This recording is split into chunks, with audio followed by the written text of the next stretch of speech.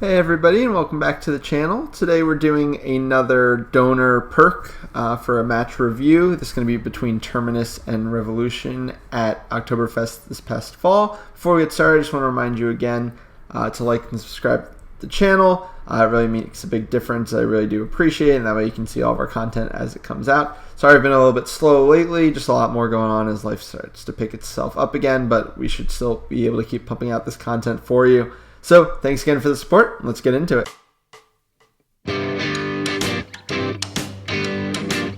Alright, so as I said, we'll be looking at a match from Oktoberfest again.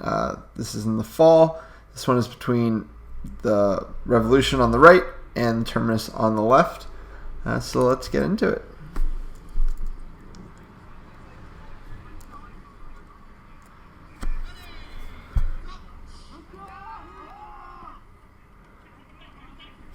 Alright, Terminus gets everything off of brooms up.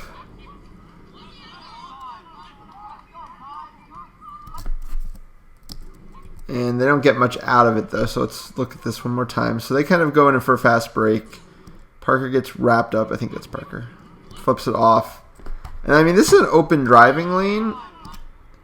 So I don't know, this space needs to be taken. He's getting into this throwing stance way too early, and eventually he's just going to throw the ball right into the keeper. I mean, this lane was just asking. Like, yes, she's stepping up, but I think if you take a route slightly to the right, she's not going to have a good angle on you. Plus, you have a beater coming in. Yeah, it was just too slow.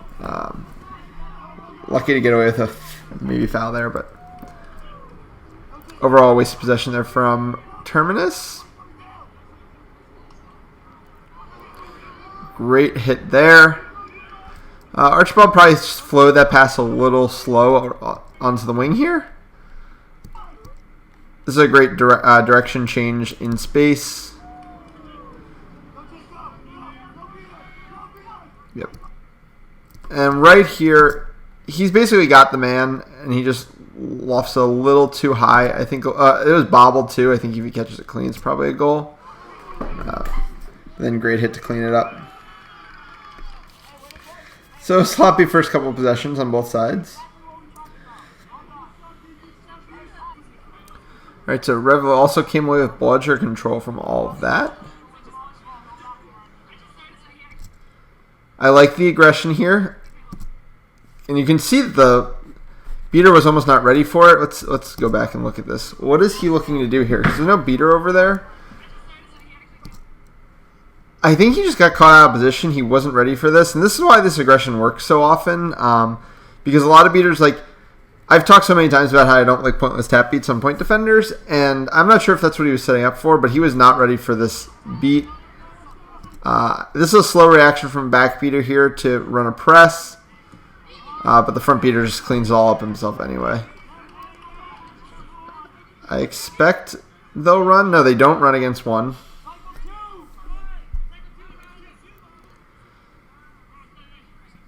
Alright. So this is what they like to do, play through their unmarked chaser. Gets that bludger way out of position. Actually, I think they're going to lose bludger control for it. Yeah, great follow-up. This is an aggressive play by Terminus to get control. I don't mind it, but I think they're going to have trouble defending off of it.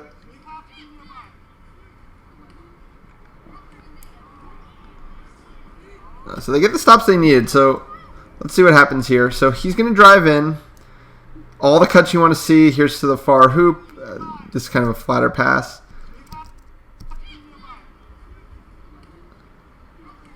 Just really good recognition by the keeper to not get fully faked out by the initial pump fake. Enough to make the stop. So it ends up being a very solid defensive possession for Terminus because they're able to get bludger control and the stop.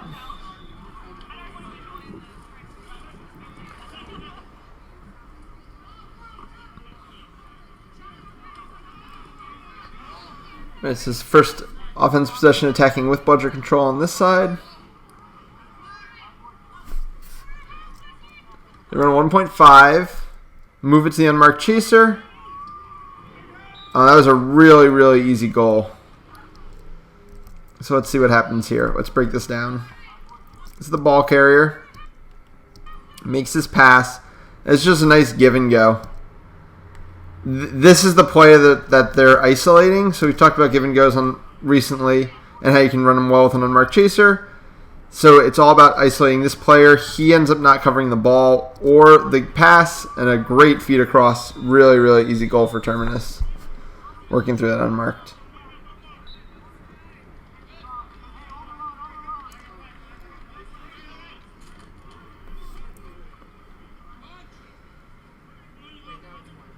So you could hear on the sideline they were calling for overload, so classic RPI play. It's going to be the 1 weak side chaser and then 3 chasers on the near side with the beaters.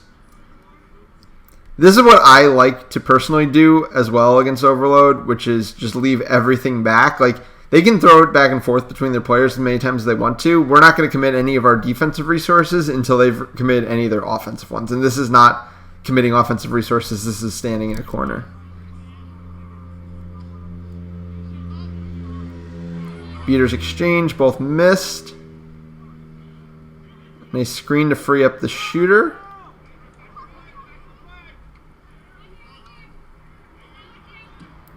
Still moving it around the edge. Rev is able to get bludger control off of that. And this seems like an ill-advised shot. I can see at least 2 cloth players by the hoop, so at that point, if you're going to come in, you need to dunk it. Put your hand through the hoop.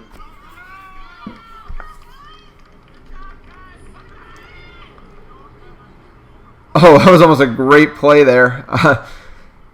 Obviously, that's just an awareness thing. Don't let players come up behind you. But that's a bench thing, too. You could hear that bench kind of complimenting him on the defensive possession, but that bench also needs to be very vocal about what's happening on the field. How did Terminus get bludger control off of all that? Let's see. So there's the initial missed combination. Rev Beater is not able to get control there. But then I end up seeing 2 bludgers a little bit later.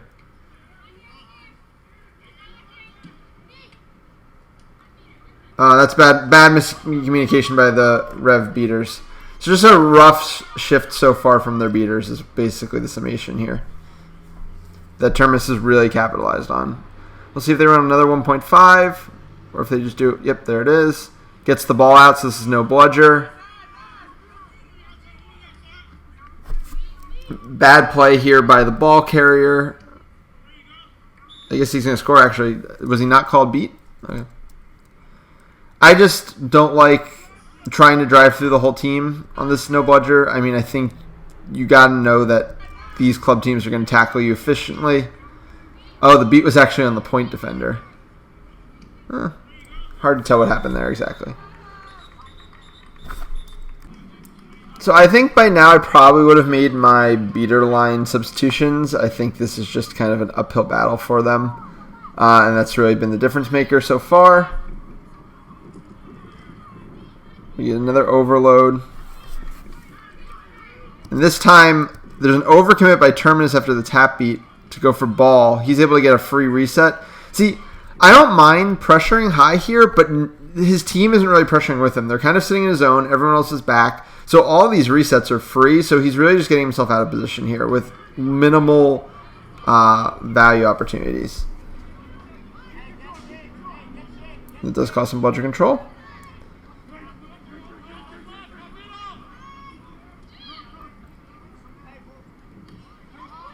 Great ball movement.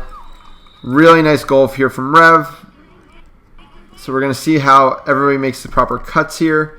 He's going to be an outlet for a pass on this side. We always talk about attacking the weak side of a 2-2 zone. So once you get to this side, you want someone cutting to that far hoop, which she does there, and finishes cleanly.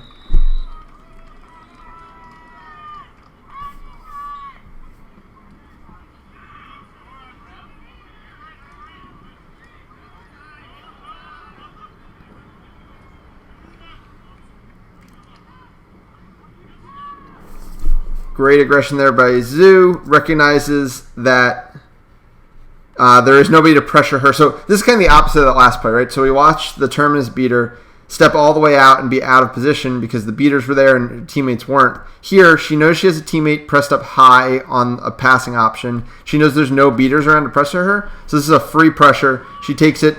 Another thing she does a lot of people don't do, she knows she has a teammate, so she still finishes his beat puts the team down a qualifier player. We saw how well Terminus was playing through their unmarked chaser, so now they don't have that advantage anymore. Her teammate cleans up for her, and now she's going to be able to, as soon as she recognizes that, press ball. Oh, and yeah, so it works out. Even though Terminus executes perfectly, this pass goes into this narrowest little space. They're still in such a dominant position that they get the turnover eventually.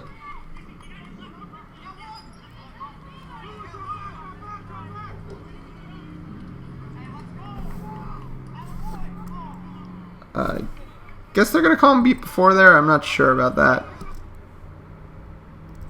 This is a nice play on this fast break because you can see he's the lead runner. Watch how he kind of slows down his paces so that he can actually get some passing options.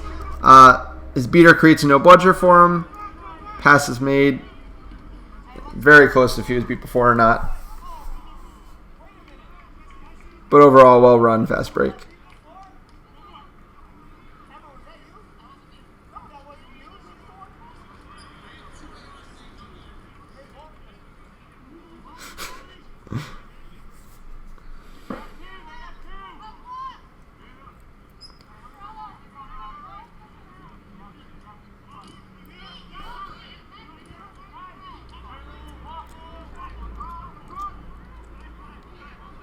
Again, just an excellent play by the Rev beaters.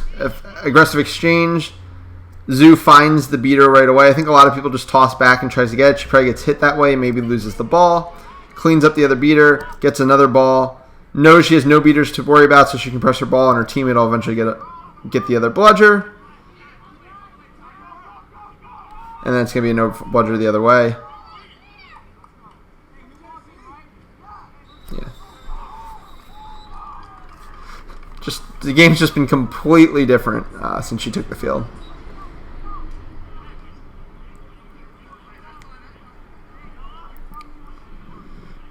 If you haven't had a chance to check out the other video I did of Rev at Oktoberfest, I believe it was their game against Bosnia. Plenty of really good film on her as well to be studied in terms of the way she positions and the way she analyzes situations.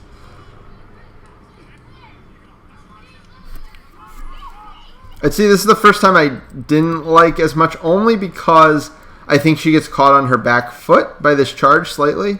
She's able to step into it. The way she threw just looked very awkward, and because of that, she didn't get as much behind it. Made it a little bit easier block.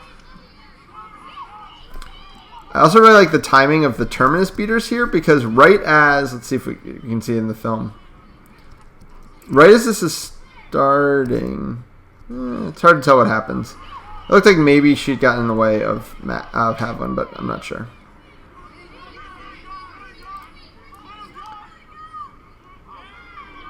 Yeah.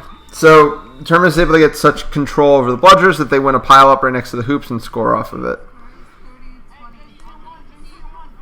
It just shows the narrow margins of these types of plays, especially at such a high level.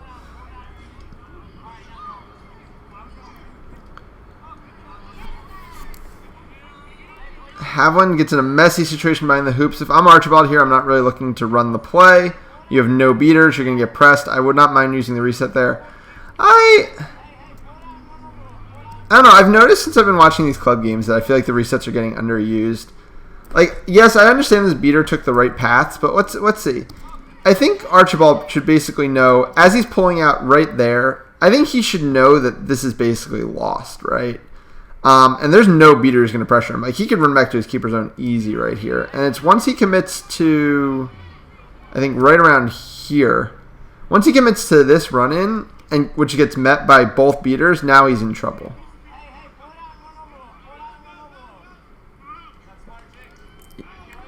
Yeah. You could hear the coach calling for him to pull that out and run a play and kind of stall some time. Like, I understand why he does that. He doesn't want to give up a free zero bludger fast break goal, but I really think the options are there. And especially once he saw Xu beat Havlin basically out of the play, just use your reset. Because now, sure, they didn't get no bludger opportunity, but they still do have a 2 bludgers. Let's see if we get another 1.5. Or the play through the unmarked, so this is perfect. Good rotation this time from Rev. But even at that, I mean, it's just so hard to answer these passes. And I think that's going to be a missed shot. But yeah, so let's see what happens here, right? He's going to step out. So this is just a lost mark back here.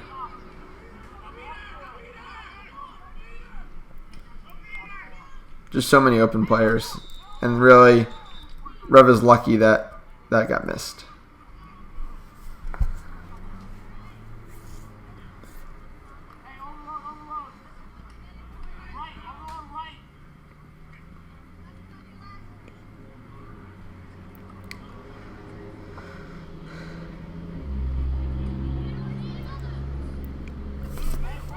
So again, we get a complete loss of the Rev beaters.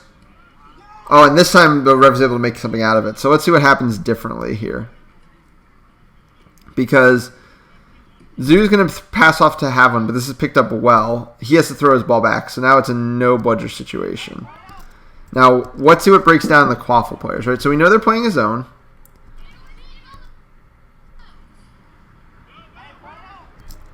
So this is the problem right here. This player gets caught ball watching with his teammate already having the wrap, and Archibald's just going to slip off. Because it seems like everyone else is doing the thing they want to be doing on this press. You can see them breaking the zone. He's stepping up into a more man-marking situation.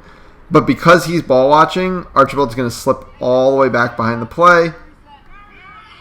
And just doesn't... And yeah, he catches it a second too late. Oh, I think he might have missed it anyway.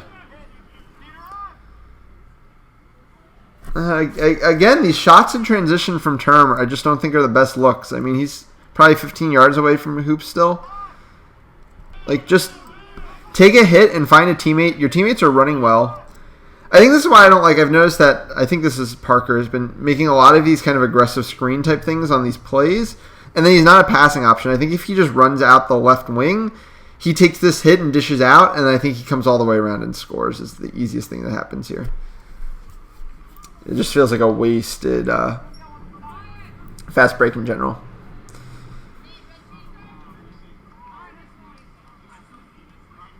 I'd like to see Rev run something other than overload. I don't think it's giving their beaters the best chance to get bludger control here.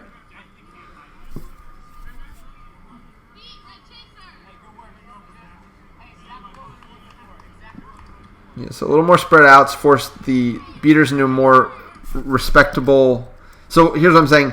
By having your chasers more spread out, the beaters can't be focused in one little part of the field, so now they're in a more respectable spread out setup, which makes him more attackable. Makes the beat he needs to make. Perfectly timed with a pass to the wing. And that's a great job driving through, seeing your options, which is kind of far hoop. It kind of looks like a pass shot that goes through.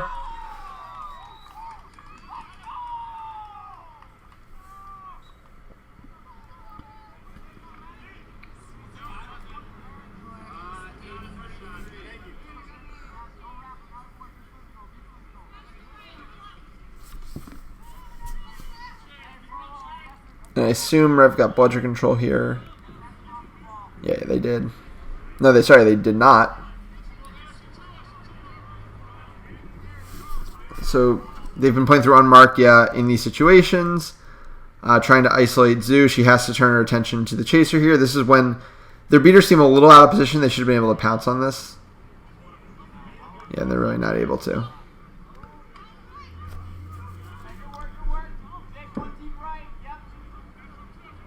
Same idea. Still, nobody's answering Zhu when she has to turn her attention, which is really what you want to be doing here. So she's able to clear out a chaser, so now there's not going to be an unmarked. That's just bad under pressure from Terminus. Like, one bludger should not be able to be forcing this. Oh no! Oof.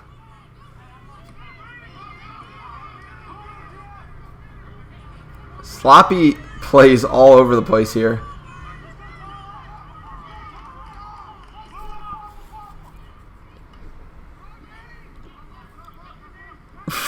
I don't even know how to analyze this. What's going on here? The beaters are everywhere. The chasers are everywhere. And somehow no goals were scored.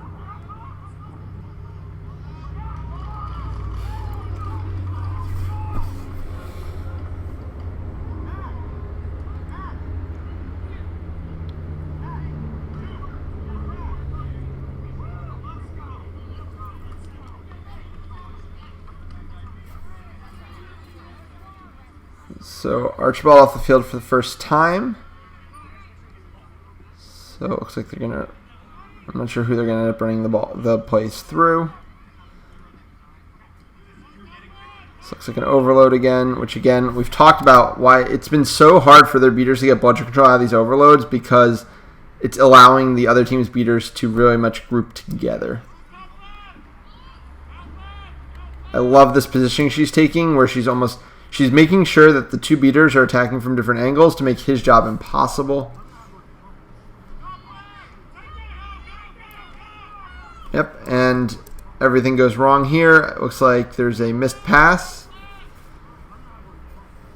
Yep, missed pass. At the exact same time they lost their bludger, so now it's no bludger. But then a sloppy reset.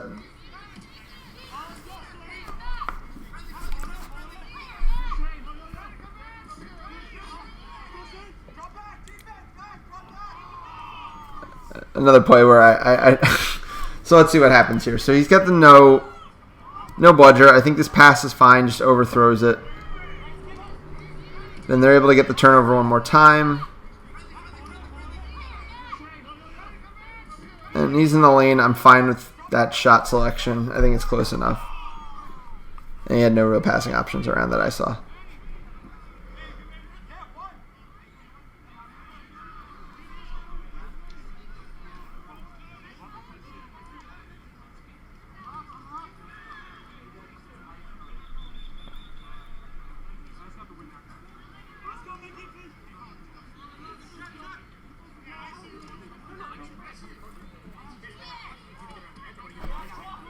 So this is bad kind of syncing by the Terminus team, because they've just distracted all the beaters, but they don't seem quite ready to go off of it.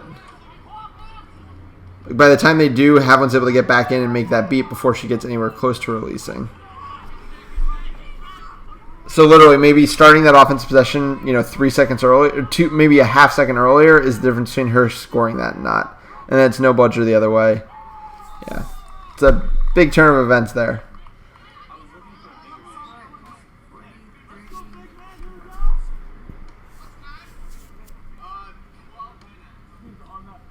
So it's the 12-minute mark. I believe Rev is plus 10. So obviously this game feels headed towards snitch range.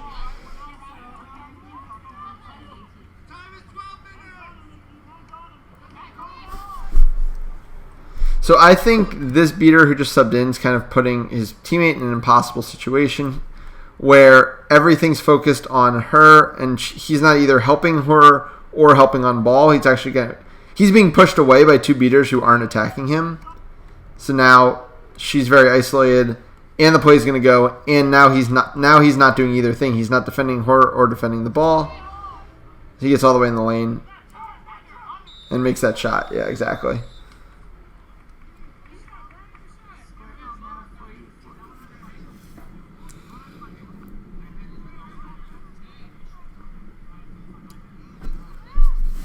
They're always able to keep bludger control, which, has some value as we get later into a tie game, but they're going to take their time out.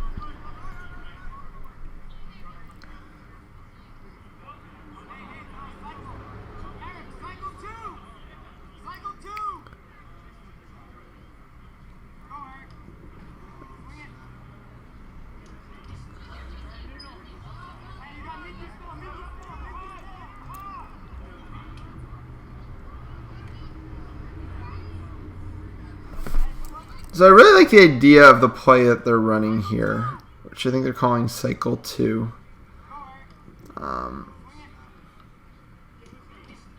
But basically, the player who throws it off, it's basically a really, really long version of a give and go. So the player who originally threw the ball off to the unmarked chaser takes a very long weaving path and almost gets forgotten about by the defense. You can see that this player followed the down player and didn't even notice them going.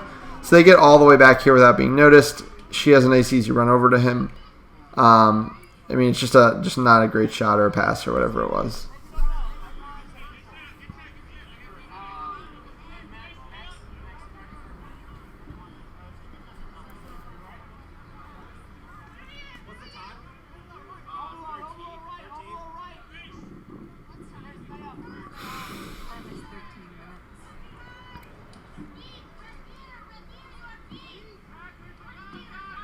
So no reset here. This needs to just be thrown away. Oh, he's actually able to find a player, which is even better. This is a great job wasting time here by Rev. This is something we talked about in our video on Cavalry Ball and how they stall so efficiently. But even so, after all that, it's eventually going to be no bludger they can capitalize on.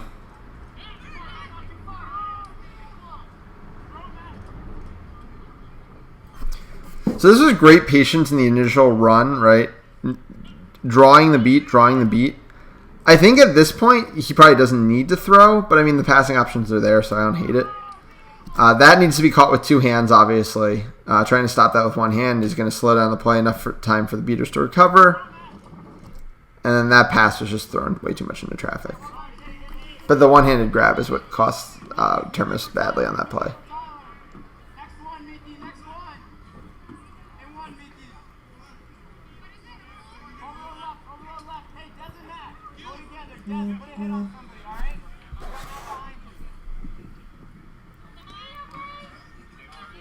Same thing, overload again. Terminus again is kind of going to spring this trap of one pressuring low, one pressuring to the side. This time they do tap out the unmarked. Great job. They are going to lose bludger control off of it, though, I think.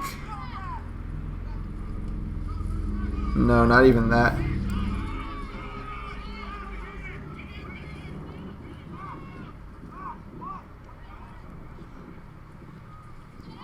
And Rev can't capitalize with the goal either.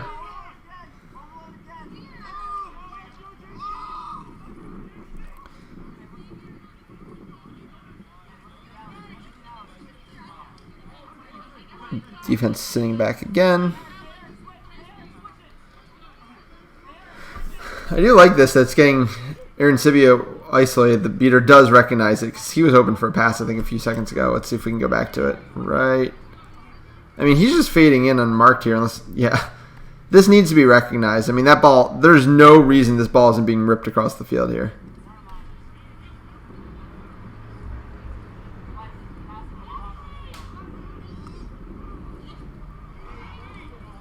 Ugh, or again, I mean, yeah, they just didn't seem to see it, or they were being pressed too hard by the beaters.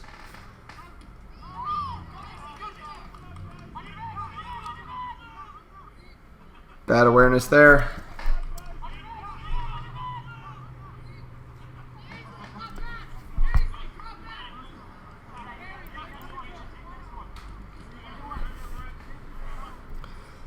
So now we're at the point, I think, where bludger control is really a priority because, I mean, good seekers all over the field.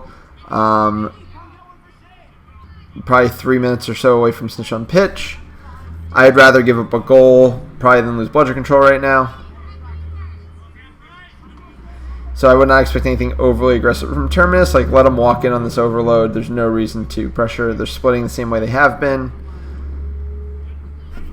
Like, he could pressure high here with the opportunity.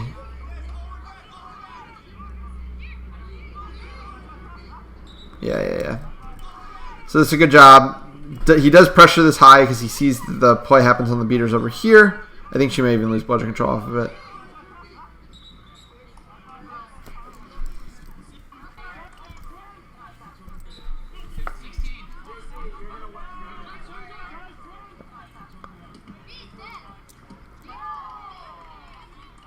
A great beat. So again, on these fast breaks, Terminus just really has trouble finishing, whether it's for awareness or passing or seeing the pass or catching. I did like the beater running down and try to force the no bludger. I didn't mind that at all. It's just a really nice beat.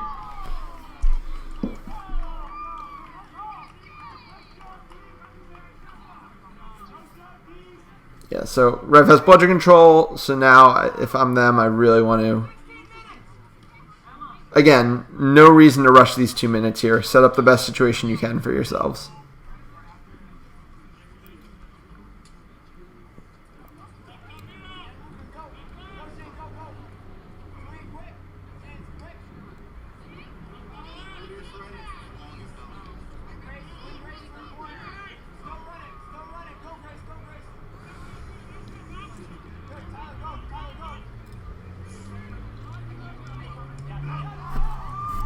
So that seems like a play specifically set up for ultra ball shooting. So They're going to throw to a point that draws this beater out, and he's going to run towards his beaters for safety, while all the players who might come to cover him get screened. So she screens the beater to a degree, he screens the chaser, and Archibald gets right into the shooting lanes that he wants. I don't know if this is a play you could run for anybody, but for a great shooter, it's a really interesting concept. I think it's the first time we saw it all game.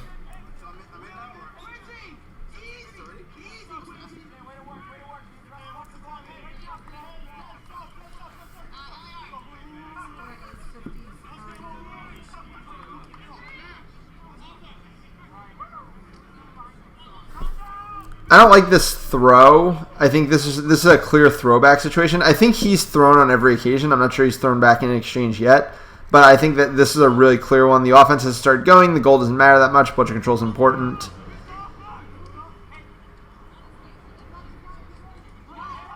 And like it works out because Xu cleans up everything perfectly. So we're going to see tap beats here. Tap beats the beater just to be safe. Goes right to Quaffle player. Yeah.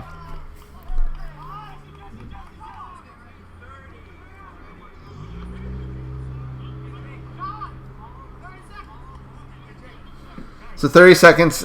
Now, definitely, I would try to get a situation where my beaters are going to have the inside track on the Seeker. You don't need to run an offensive possession in these 30 seconds by any means.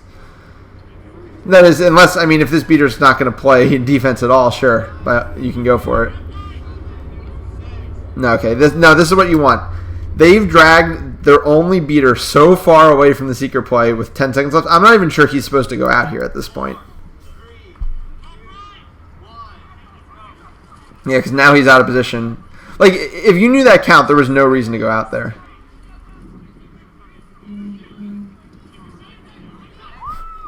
Nice goal, but I think they made that harder than it had to be on themselves. I mean, there should be a screen here that he can just run through and score. I didn't like that extra cut into the middle. Like, he had to hit that shot fading away while being tackled. I think there were better opportunities.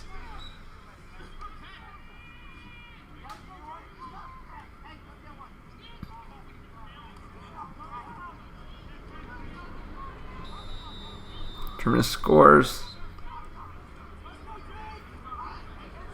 I'm only watching this because I think this game's going to end pretty quickly. Yeah, there's actually a decent amount of time on the clock.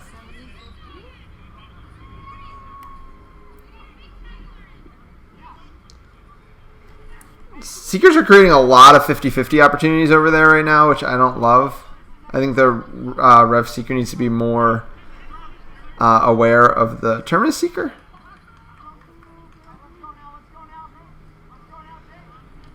Terminus is being smart here and not rushing down 20. You don't want to be down 30 because then the equation really starts to change.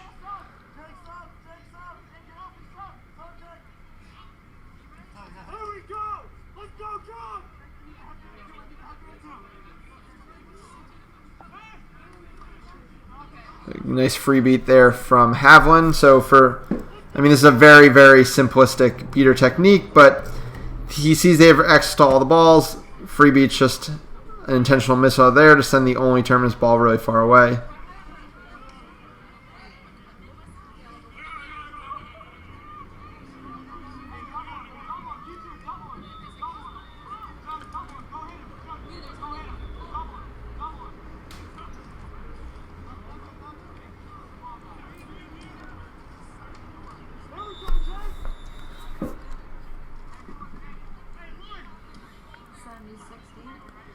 Yeah, Revolution beaters are really dominating the play over there.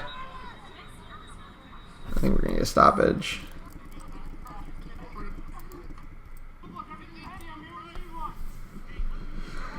Probably to sort out what was happening in the beater play, which is still now Rev Bludger control.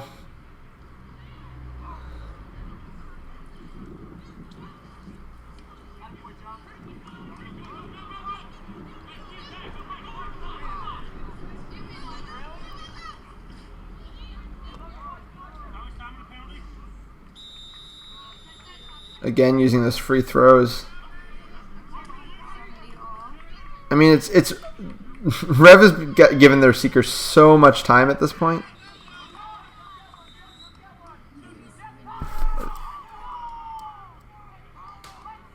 And I think they're going to catch. This is just really quickly a thing we were touching on in my video with Greg Bento, which you can check out about what Seeker should do. He tries to shoot this, the snitch is somewhere over here, and forces Zoo tappy, but he has no beaters there, so he's really just wasting his energy because he's going to get beat 10 times out of 10. Whereas if he had a beater, maybe there's some value in doing that. Oh, it looks like the Terminus beater is actually in the box at the time as well, so, you know, no great options there. Rev does catch, it looks like, to win the game. So what did we learn? I think Revolution's reliance on Overload, which I think they kind of shied away from later in the season, made it very difficult for their beaters to really get good attempts to get budget control. So I think that's something important to think about when you're considering your offensive sets. Not only what they mean for your chasers, but also what they mean for your beaters and their opportunities, and obviously it's something you need to be communicating with your team at all times. On the Terminus side, their fast break, which I feel like is something we talked about in the Bosnia game too. It's been a while since I recorded that one. Was just kind of sloppy. And it's one of the easiest things to drill, right? I mean, I think there's a lot of drills you can run to simulate fast breaks. It's not like simulating full games or half courts or anything more complicated like that. And just simple things like the routes you want to run, the passes at the right time, absorbing contact, knowing when to drive through people rather than pass, would all be big difference makers for this team. There's worlds where they could have been up, 20, 30 points at the time of snitch on pitch because their beaters were running the game for periods and they just weren't getting goals off of it in transition. So that's going to do it for this video. Thanks everybody so much for watching. Please like and subscribe, and we'll see you for the next one.